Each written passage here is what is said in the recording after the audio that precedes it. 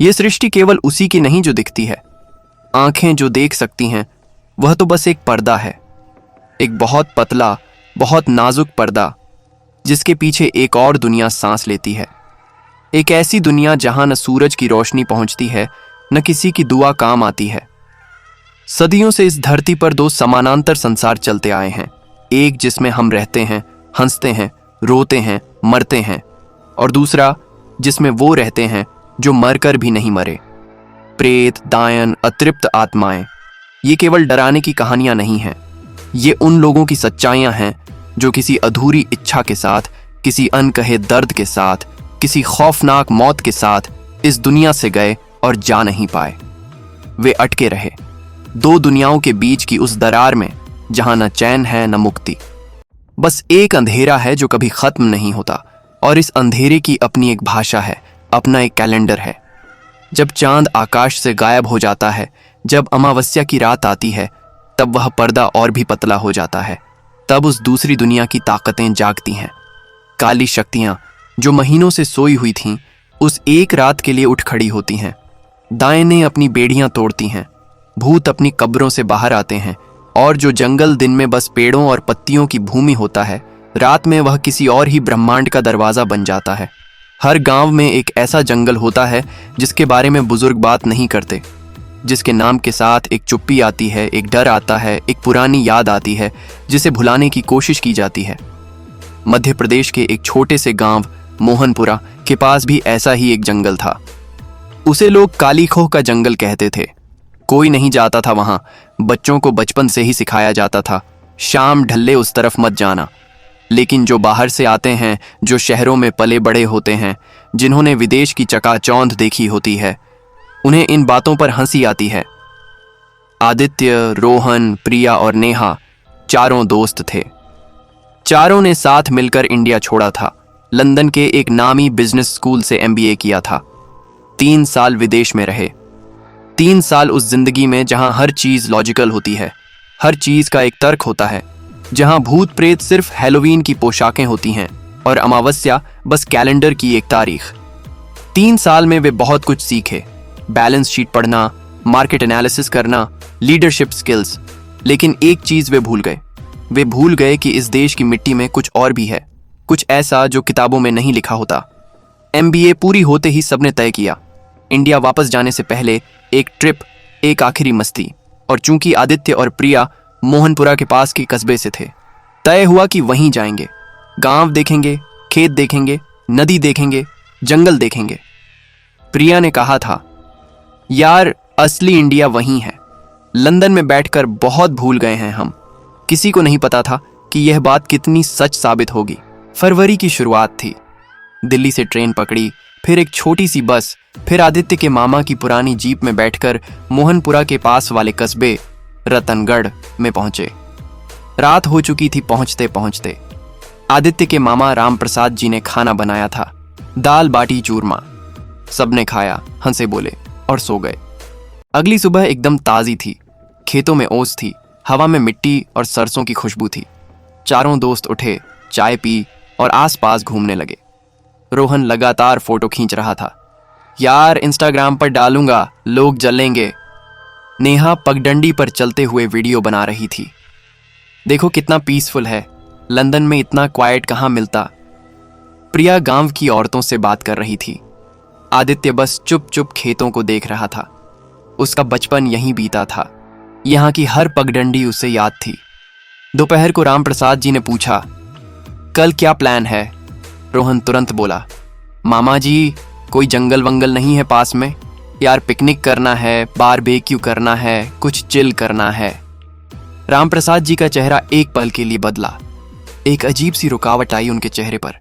फिर उन्होंने कहा, जंगल है लेकिन पास वाला मत जाना। उसके आगे नदी है, उसके किनारे किनारे थोड़ा और आगे खुला मैदान है, वहां जाओ।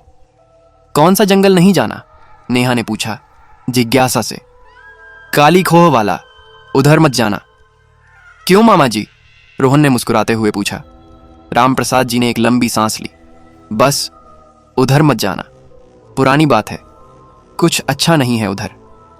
उन्होंने कोई और एक्सप्लेनेशन नहीं दी और चारों ने जैसा पढ़े लिखे शहरी लोग करते हैं, मन ही मन उस वार्निंग को डिसमिस कर दिया। उस रात खाना खाते हुए रोहन ने चुपके से गूगल मैप्स खोला और काली खोह ढूंढा।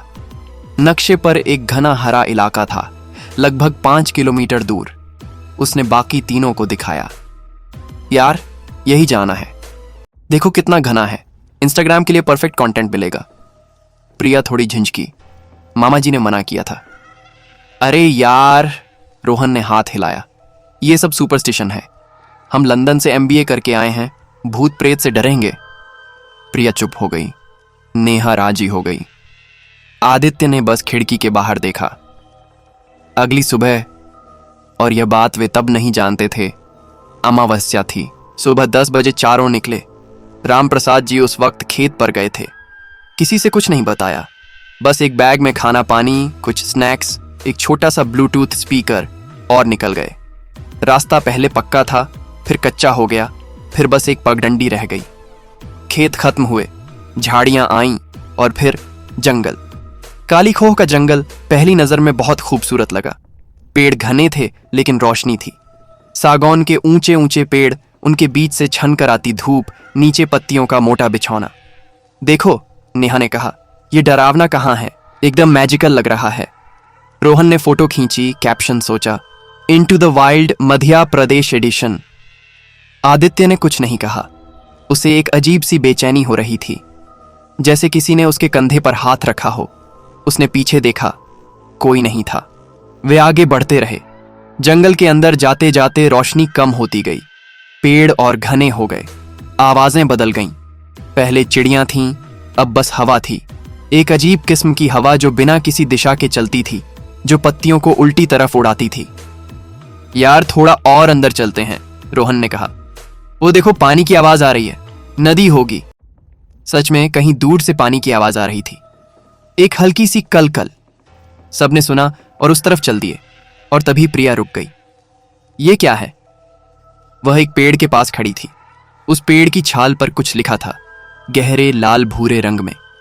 नेहा पास आई, गौर से देखा, और उसके मुंह से आवाज निकल गई। रोहन और आदित्य भी आए। पेड़ की छाल पर हिंदी में लिखा था, और वह रंग खून था। ये शक नहीं था, ताजा नहीं था, सूखा था, लेकिन खून था। वापस जाओ अभी, वरना वो जागेगी। चारों एक पल के लिए बिल्कुल चुप हो गए। रोहन ने सबसे पहले हंसी तोड़ी। अरे यार, किसी लोकल्स ने लिखा होगा, टूरिस्ट्स को डराने के लिए। चलो। रोहन, आदित्य ने धीरे से कहा, यह खून है, जानवर का होगा। शिकारी होते हैं इन जंगलों में। चलो यार, डरपोक मत बनो। प्रिया का मन नहीं था, नेहा भी थोड़ी डरी थी, लेकिन रोहन आगे बढ़ गया और आदित्य भी चला गया। मजबूरन दोनों लड़कियां भी साथ हो लीं। कुछ और आगे चले तो एक और पेड़ था। उस पर भी लिखा था, उसी लाल रंग में, उसी तरह के अक्षरों में, उसका नाम मत लो, काली माई को मत बुलाओ। इस बार रोहन भी थोड़ा रुका, लेकिन फिर बोला, यह क्लियरली कोई ट्रिक है। देखो, एक पैटर्न है, दोनों वार्निंग्स एक ही स्टाइल में। किसी ने प्लान करके लिखा है, शायद कोई लोकल स्टोरी है। आदित्य ने उस लेखन को ध्यान से देखा। अक्षरों में एक कंपन था, जैसे जिसने लिखा हो उसका हाथ कांप रहा था। यह कोई प्लान करके नहीं लिखा था, यह डर में लिखा गया था। वे आगे बढ़े। जंगल और घना हो गया। आकाश लगभग छुप गया पेड़ों के पीछे। धूप बस यहां वहां धब्बों में दिखती थी। और एक अजीब बात, जंगल बिल्कुल शांत था। कोई चिड़िया नहीं, कोई कीड़े की आवाज नहीं, कोई हवा नहीं, एकदम डेड साइलेंस। यार, यह नॉर्मल नहीं है, नेहा ने धीरे से कहा। जंगल में इतनी शांति नहीं होती। आदित्य को याद आया, बचपन में उसकी दादी ने कहा था, जब जंगल चुप हो जाए तो समझो कोई बड़ी शक्ति पास में है। जानवर पहले भांप लेते हैं, वे पहले भागते हैं, और जब वे भाग जाएं तो इंसान को भी भाग जाना चाहिए। उसने यह बात किसी को नहीं बताई। वह खुद नहीं जानता था कि क्यों। नदी के पास पहुंचे तो देखा, नदी का पानी काला था। नहीं, काला नहीं, बहुत गहरे हरे रंग का, पर इतना गहरा कि काला लगे। पानी बह नहीं रहा था, रुका हुआ था। कलकल की आवाज जो आ रही थी वह दूर से थी। यह तो एक ठहरा हुआ कुंड था। कुंड के किनारे पर एक पुरानी मूर्ति थी, पत्थर की, पर पत्थर इतना काला था जैसे उसे आग में जलाया गया हो। मूर्ति किसी देवी की थी, पर उसके चेहरे को किसी ने खरोंच कर मिटा दिया था। बस आंखें बची थीं, उभरी हुई बड़ी आंखें, जो देखने वाले को लगे कि वे उसे ही देख रही हैं। यह क्या है? प्रिया ने मूर्ति के पास जाते हुए पूछा। मत छूना, आदित्य ने कहा, और खुद नहीं जानता था उसने ये क्यों कहा। प्रिया रुक गई। रोहन ने अपने फोन से मूर्ति की फोटो खींची। फ्लैश चला और उसी एक पल में सब कुछ बदल गया। हवा, अचानक हवा आई, तेज ठंडी बर्फीली हवा जो उस फरवरी की दोपहर में बिल्कुल बेमौसम थी। पत्तियां घूमने लगीं। कुंड का पानी जो रुका हुआ था हिलने लगा बिना किसी वजह के, और उस मूर्ति की परछाई जो सीधी पड़नी चाहिए थी वह हिली, जबकि मूर्ति नहीं हिली। चलो, आदित्य ने कहा। इस बार उसकी आवाज में कोई हेजिटेशन नहीं था। यार अभी तो आए हैं, रोहन शुरू ही हुआ था। चलो अभी, कुछ था आदित्य की आवाज में। सब चल दिए। वे वापस मुड़े, जिस रास्ते से आए थे उसी रास्ते पर चलने लगे। लेकिन और ये बात तब उन्हें धीरे धीरे समझ आई, जंगल बदल गया था। वही पेड़ थे, वही पत्तियां, वही जमीन, पर रास्ता जहां होना चाहिए था वहां नहीं था। पगडंडी जो साफ दिखती थी अब कहीं नहीं थी। हम खो गए? नेहा ने पूछा। नहीं, बस थोड़ा डायरेक्शन ऑफ हो गया। रोहन ने जीपीएस खोला। सिग्नल नहीं था। अरे यहां नेटवर्क नहीं है। प्रिया का फोन भी नो सिग्नल, आदित्य का भी, नेहा का भी। कोई बात नहीं, आदित्य ने कहा। सूरज उस तरफ है तो वह वेस्ट है, हम उत्तर से आए थे तो उस तरफ। वह बोलते बोलते रुक गया। आकाश में बादल आ गए थे। कब आए किसी ने नहीं देखा। घने काले बादल जो सूरज को पूरी तरह ढक गए थे। अब डायरेक्शन का कोई अंदाजा नहीं था। वे चलते रहे, एक दिशा में फिर दूसरी दिशा में, पर जंगल खत्म नहीं हुआ। और एक अजीब बात, वे उसी जगह वापस आ जाते थे, कुंड के पास, उस काली मूर्ति के पास। तीसरी बार जब वे वापस कुंड पर आए तो सब रुक गए। ये कैसे हो रहा है? नेहा की आवाज कांप रही थी। जंगल में ऐसा होता है, रोहन ने कहा, पर उसकी आवाज में भी अब पहले जैसा कॉन्फिडेंस नहीं था। बस डिसोरिएंटेशन है। 3 बार एक ही जगह कैसे आ गए? प्रिया ने पूछा। कोई जवाब नहीं था। शाम होने लगी। यह तब पता चला जब जंगल और अंधेरा हो गया, जो पहले से ही अंधेरा था। एक गहरी नीली काली रोशनी आने लगी जो रात से पहले की होती है।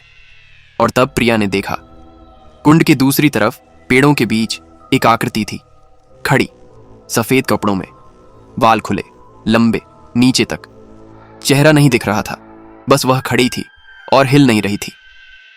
वह क्या है? प्रिया की आवाज निकली नहीं ठीक से। बाकी तीनों ने देखा। रोहन की सांस रुक गई। नेहा ने आदित्य का हाथ पकड़ लिया। आकृति हिली नहीं, बस खड़ी रही और देखती रही, या शायद देख रही थी। यह पता नहीं चलता था क्योंकि चेहरा नहीं था। लोकल होगा कोई, रोहन ने कहा, पर आवाज बहुत धीमी निकली। आदित्य ने आवाज दी। कौन है? कोई जवाब नहीं। हेलो, हम खो गए हैं, रास्ता बता सकते हो? आकृति ने जवाब नहीं दिया, लेकिन उसने एक कदम उठाया, कुंड की तरफ नहीं, उनकी तरफ। भागो! यह आदित्य था। वह पलटा और दौड़ा। बाकी तीनों 1 सेकंड के लिए फ्रोजन रहे, फिर वे भी दौड़े। पत्तियों पर पैर फिसला, झाड़ियां कपड़े पकड़ती रहीं, टहनियां चेहरे पर लगती रहीं, पर वे दौड़ते रहे। दौड़ते दौड़ते नेहा का पैर एक उभरी जड़ में फंसा और वह गिर गई। रोहन ने उसे उठाया और उठाते उठाते उसने पीछे देखा। आकृति पीछे नहीं थी, वह आगे थी। उनके रास्ते में ठीक सामने 10 फुट की दूरी पर वह खड़ी थी। सफेद कपड़े, खुले बाल, और अब एक आवाज आई उससे। कोई भाषा नहीं थी उस आवाज में, कोई शब्द नहीं, बस एक लंबी खिंची हुई गहरी आवाज, जैसे जमीन के नीचे से आ रही हो, जैसे किसी बहुत पुराने दर्द की आवाज हो। चारों ने दिशा बदली, दाईं तरफ दौड़े, और तभी आदित्य के पैर रुक गए। एक पेड़, एक बहुत पुराना, बहुत बड़ा पेड़, पीपल का, और उसकी छाल पर उसी खूनी लाल रंग में, ताजे खून में जो अभी टपक रहा था, लिखा था। अब बहुत देर हो गई। आदित्य ने उस लेखन को देखा। खून अभी गर्म था, वह छाल पर बह रहा था। किसने लिखा? कब? वे तो अभी दौड़ते हुए यहां आए थे। यहां कोई नहीं था। रोहन पीछे था, नेहा और प्रिया उससे आगे थीं। आदित्य ने पीछे मुड़कर देखा। रोहन आ रहा था। उसके पीछे कुछ नहीं था, जंगल शांत था।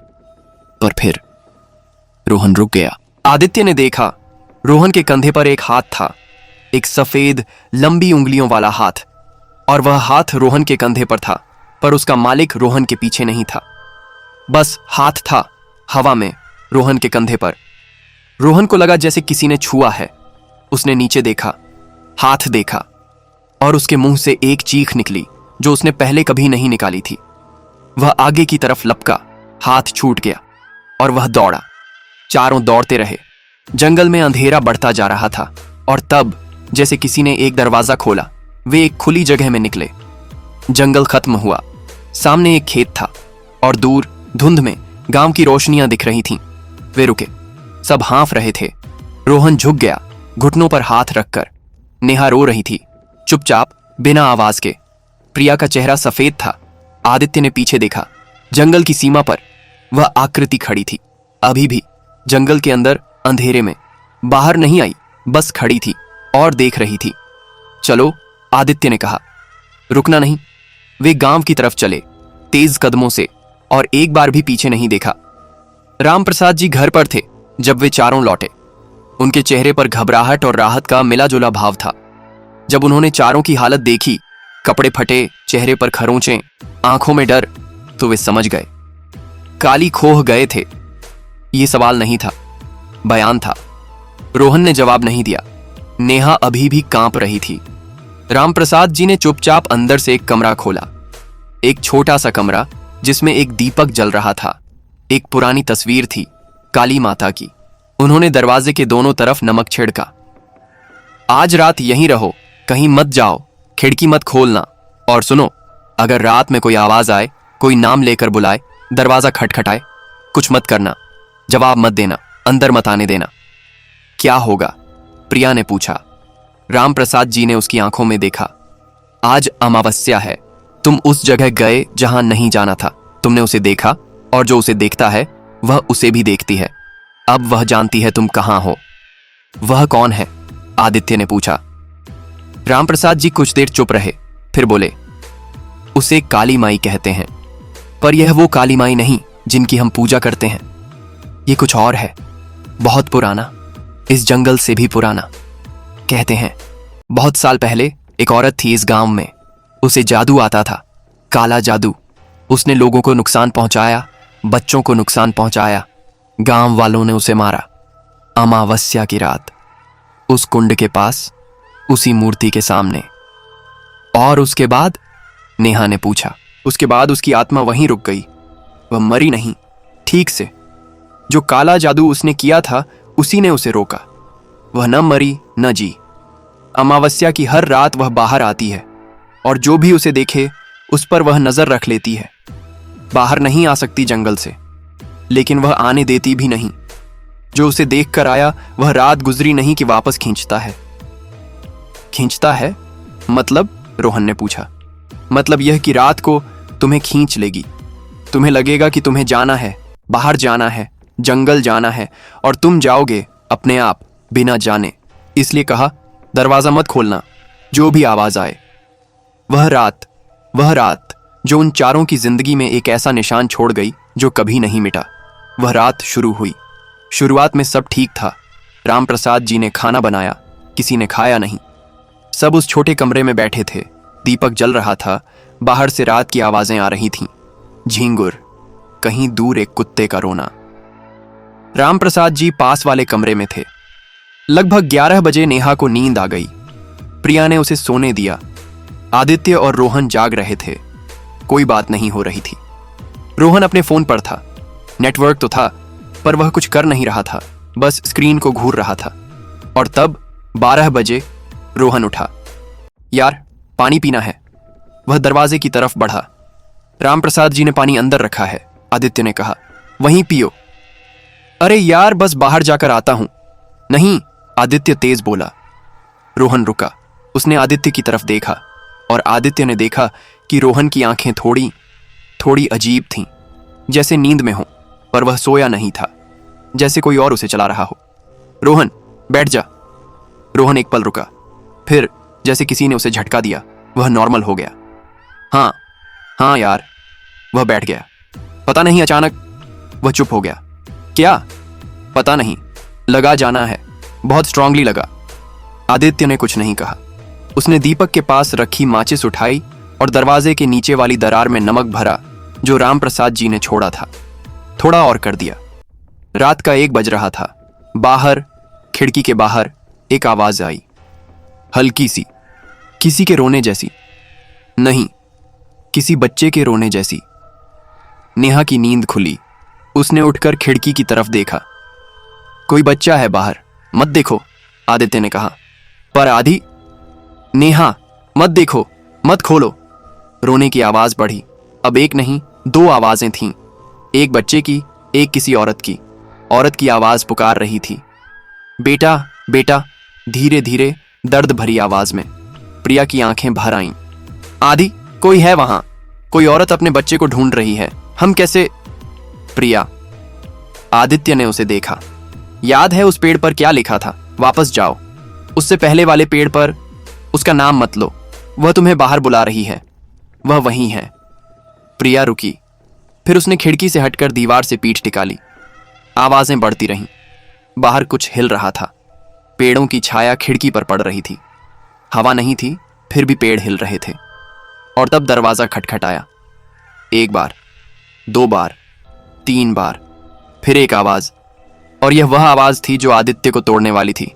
राम प्रसाद जी की आवाज में, बिल्कुल वैसी ही। आदित्य बेटा, दरवाजा खोलो, मुझे जरूरी बात करनी है। नेहा ने आदित्य की तरफ देखा, रोहन ने, प्रिया ने। वह मामा जी नहीं है, आदित्य ने कहा। आवाज कांप रही थी पर बात नहीं कांपी। पर अगर सच में हो, रोहन शुरू हुआ। नहीं है, मामा जी ने खुद कहा था, जो भी आवाज आए, जो भी बुलाए, वह खुद दरवाजा नहीं खटखटाएंगे, वह समझते हैं।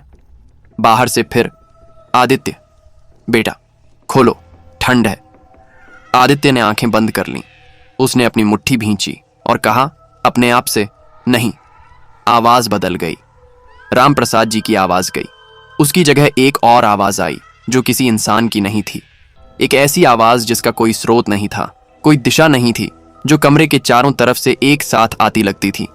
एक भारी, खुरदरी, पुरानी आवाज, जैसे पत्थर पत्थर से रगड़ा जाए, जैसे जमीन के नीचे से कोई बोले।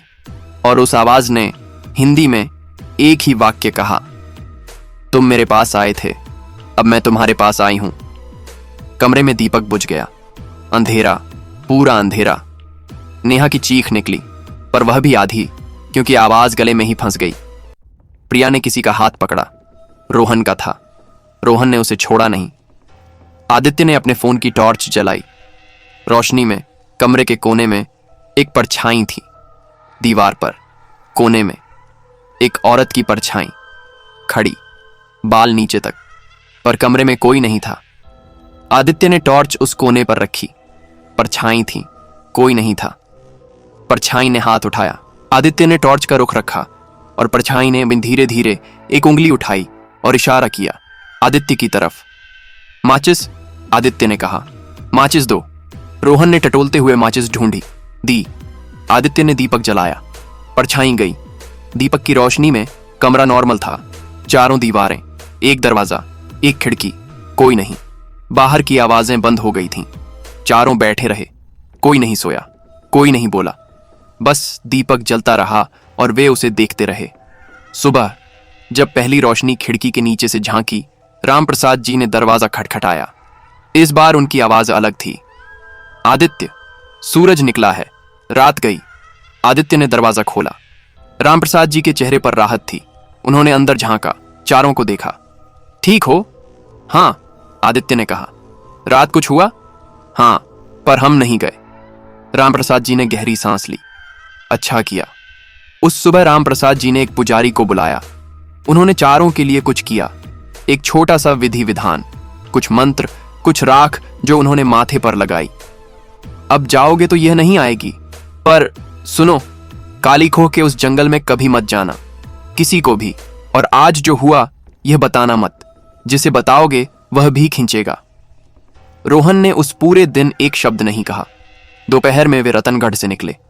बस पकड़ी, दिल्ली की तरफ। ट्रेन में रात को जब बाकी सब सो रहे थे। रोहन आदित्य के पास आया। उसकी आंखों में नींद नहीं थी। आधी उस रात जब मैं दरवाजे की तरफ गया था पानी के लिए। हाँ, मुझे याद नहीं है। मैं उठा, पर मुझे खुद नहीं पता था कि मैं क्यों उठा। यह मेरा फैसला नहीं था। आदित्य ने उसे देखा, और जब तुमने मुझे रोका तो एक पल के लिए मुझे गुस्सा आया तुम पर, बहुत गुस्सा। जैसे तुमने मेरे साथ कुछ बुरा किया, जैसे मुझे जाना था। रोहन की आवाज कांप रही थी। वह मैं नहीं था आधी। मैं जानता हूं, आदित्य ने कहा। वह मेरे अंदर थी उस पल। मैं जानता हूं, मैं कभी। रोहन की आवाज टूट गई। मैं कभी नहीं मानता था, कभी नहीं। तुम जानते हो, मेरे लिए सब बकवास था। भूत, देवी, शक्ति, सब। मैं जानता हूं। और अब? आदित्य ने खिड़की के बाहर देखा। ट्रेन रात के अंधेरे में दौड़ रही थी। बाहर खेत थे, छोटे छोटे गांव थे, कहीं कहीं दिए जल रहे थे। अब तुम जानते हो, आदित्य ने कहा। वे दिल्ली लौटे, फिर अपनी अपनी जिंदगियों में चले गए। जॉब्स, ऑफिसेज, प्रेजेंटेशंस, मीटिंग्स, दुनिया वहीं थी। लंदन से MBA, अच्छी सैलरीज, बड़े शहर। पर कुछ बदल गया था। नेहा को महीनों तक रात को नींद नहीं आई। जब भी आंखें बंद करती, वह परछाई दिखती, कोने में खड़ी, बाल नीचे तक, उंगली उठाए। प्रिया ने अपने घर में एक दीपक जला लिया। हर रात, बिना नागा। रोहन ने अपने फ्लैट में एक तुलसी का पौधा रखा। उसने किसी को नहीं बताया क्यों। और आदित्य ने अपनी दादी को फोन किया, जो वह बचपन से नहीं करता था। दादी, तुमने कहा था जंगल जब चुप हो जाए तो भाग जाओ बेटा। हाँ। तुमने भागा? हाँ। अच्छा किया। एक लंबी चुप्पी। दादी, वह क्या थी? यह मत पूछो। दादी, जो सवाल के जवाब की जरूरत नहीं, उसे मत पूछो। तुम जीते जागते हो, यही काफी है। बाकी सब उसी का हिस्सा है, जो दुनिया हमारी नहीं, जो उनकी है। उस दुनिया में झांकना नहीं। जो झांकता है वह खींचता है। और आदित्य ने फोन रख दिया। वह बात, जो झांकता है वह खींचता है, उसे आज भी याद है। हर उस रात जब बाहर अंधेरा हो, जब हवा बिना वजह चले, जब जंगल से गुजरते हुए अचानक लगे कि कोई पीछे है, ये बात याद आती है। इस दुनिया में दो दुनियाएं हैं, एक जो दिखती है, एक जो नहीं दिखती। और वे दोनों एक ही साथ, एक ही जगह पर, एक ही समय में हमेशा से चलती आई हैं। अमावस्या की रात वह पर्दा पतला होता है, और काली खोह का जंगल वह आज भी है, उसी जगह, उसी अंधेरे में। और वह जो उस कुंड के पास रहती है, जो उस टूटी मूर्ति को देखती है, जो हर अमावस्या को जागती है, वह भी आज भी है, बस इंतजार में किसी और के आने का। पर यह कहानी वहां खत्म नहीं होती, क्योंकि कुछ चीजें ऐसी होती हैं जो तब भी पीछा नहीं छोड़ती जब आप सोचते हैं कि सब खत्म हो गया। जब आप घर लौट आते हैं, जब रोशनी जला लेते हैं, जब खुद को यह समझाने लगते हैं कि शायद वह सब कुछ और था, शायद डर था, शायद थकान थी, शायद जंगल में कोई लोकल था जो हमें डरा रहा था। यह तर्क बहुत जरूरी होता है। इंसान के दिमाग को यह तर्क चाहिए, क्योंकि बिना इस तर्क के जीना बहुत मुश्किल हो जाता है। पर कभी कभी सच इतना जिद्दी होता है कि वह तर्क की हर दीवार को तोड़ता रहता है, धीरे धीरे, एक एक ईंट। रोहन दिल्ली लौटा। उसका फ्लैट साउथ दिल्ली में था, एक नया चमकदार एसी वाला फ्लैट, जिसकी उसने MBA प्लेसमेंट के बाद रखी थी। 7वीं मंजिल, शहर का नजारा। रात को नीचे से गाड़ियों की रोशनी आती थी। वह सब था जो एक आधुनिक इंसान को चाहिए।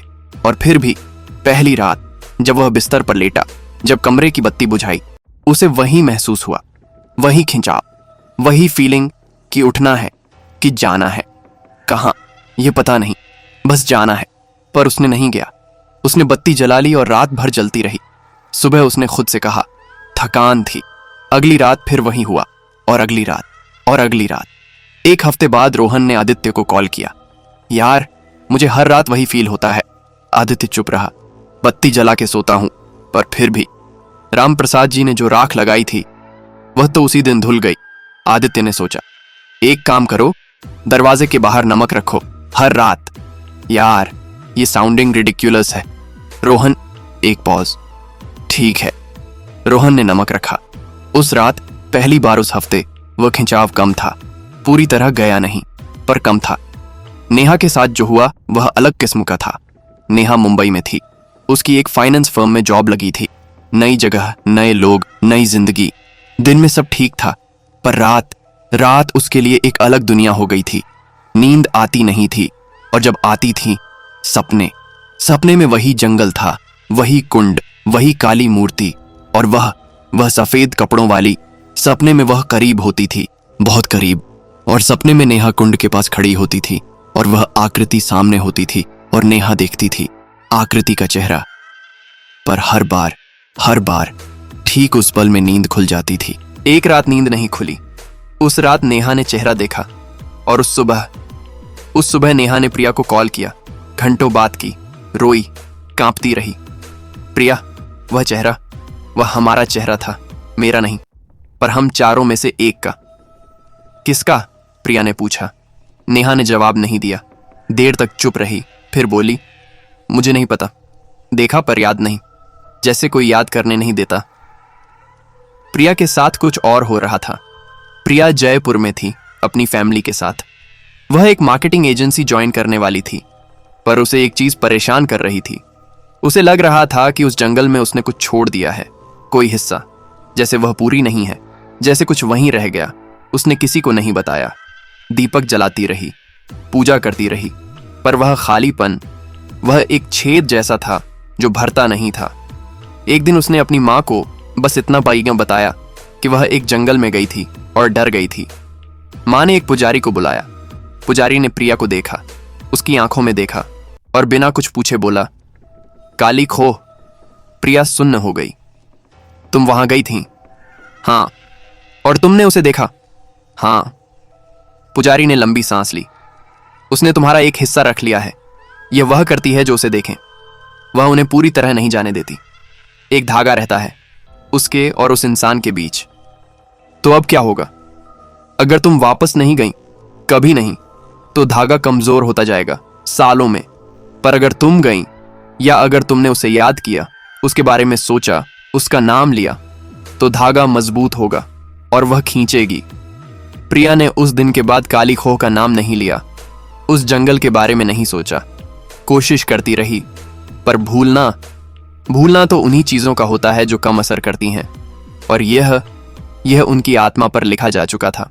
अब उस खून से लिखे मैसेज की बात, वह मैसेज, वापस जाओ अभी, वरना वो जागेगी। और दूसरा, उसका नाम मत लो, काली माई को मत बुलाओ। और तीसरा जो पीपल पर था, अब बहुत देर हो गई। ये किसने लिखा? आदित्य को यह सवाल महीनों तक परेशान करता रहा। एक रात दिल्ली में अपने फ्लैट में रात के 2 बजे उसने राम प्रसाद जी को कॉल किया। मामा जी, वे मैसेजेस जंगल में खून से लिखे। फोन पर एक लंबी चुप्पी। मामा जी? हाँ बेटा, किसने लिखे थे? फिर चुप्पी, इतनी लंबी कि आदित्य को लगा शायद कॉल कट हो गई। फिर राम प्रसाद जी बोले, बहुत धीरे, बहुत सावधानी से, 15 साल पहले एक आदमी था, रमेश, गांव का ही था। उसका बेटा उस जंगल में चला गया था अमावस्या की रात। बेटे को ढूंढने वह खुद गया, बेटा नहीं मिला। उसने अंदर जाकर देखा और उसने उसे देखा, बेटा नहीं मिला कभी। रमेश वापस आया, पर वह पहले जैसा नहीं था। वह हर रात जागता था, हर रात उठता था। हम लोग बांध कर रखते थे उसे महीनों।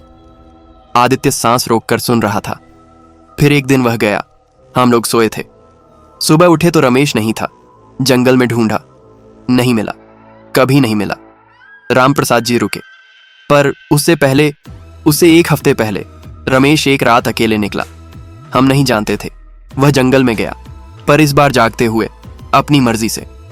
कहता था, मुझे उसे कुछ बताना है, मुझे वहां कुछ लिखना है, ताकि जो अगले आए वे जाने। तो वह रमेश था। हाँ, वह रमेश था जिसने लिखा था अपने खून से।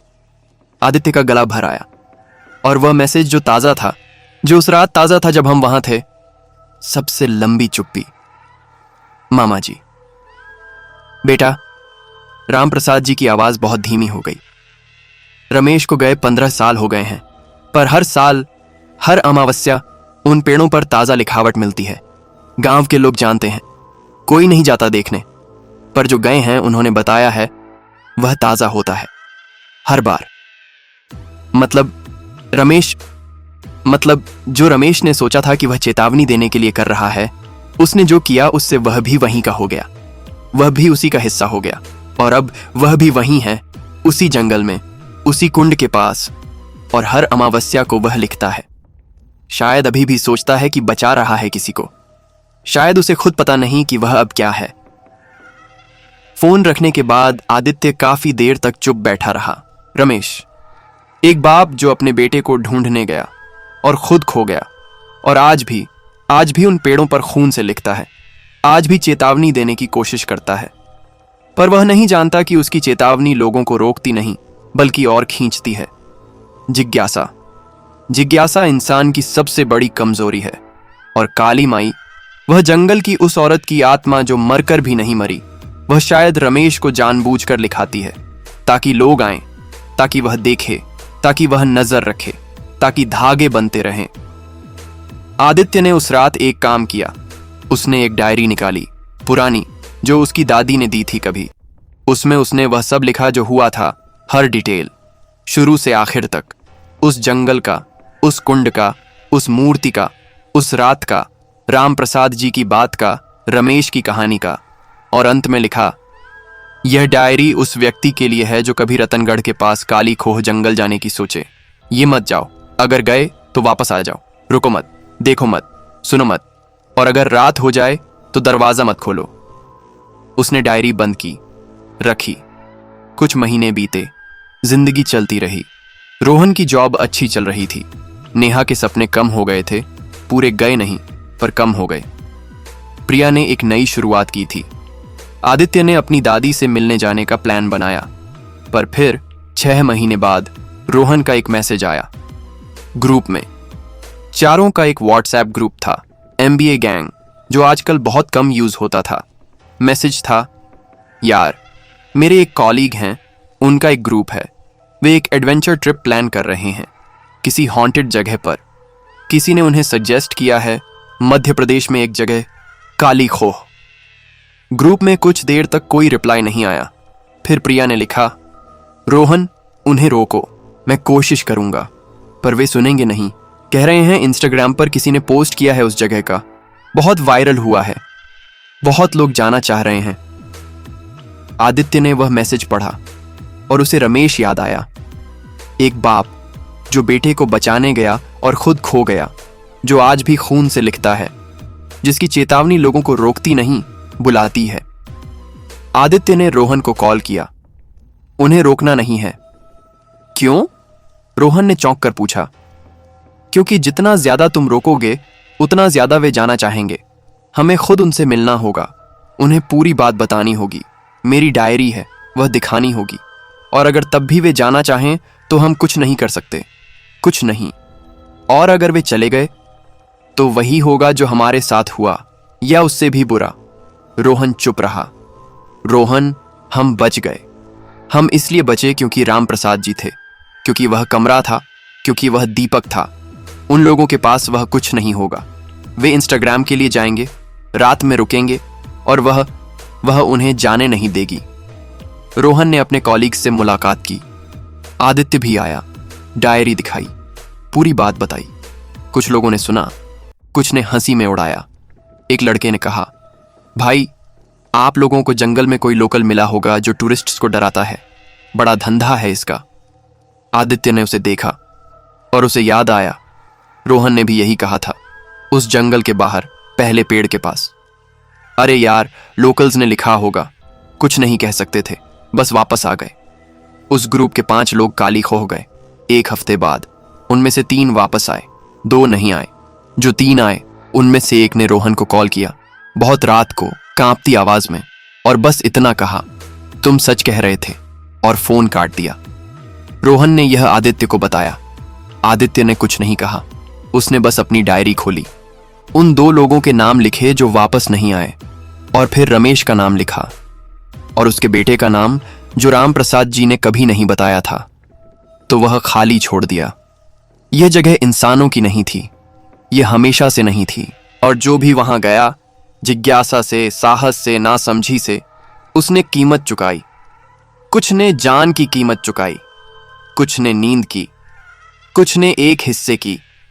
वह हिस्सा जो वापस नहीं आता, जो उस कुंड के पास, उसी मूर्ति के पास रहता है, उस टूटे चेहरे वाली मूर्ति के पास, उन उभरी आंखों के पास जो हमेशा देखती रहती हैं।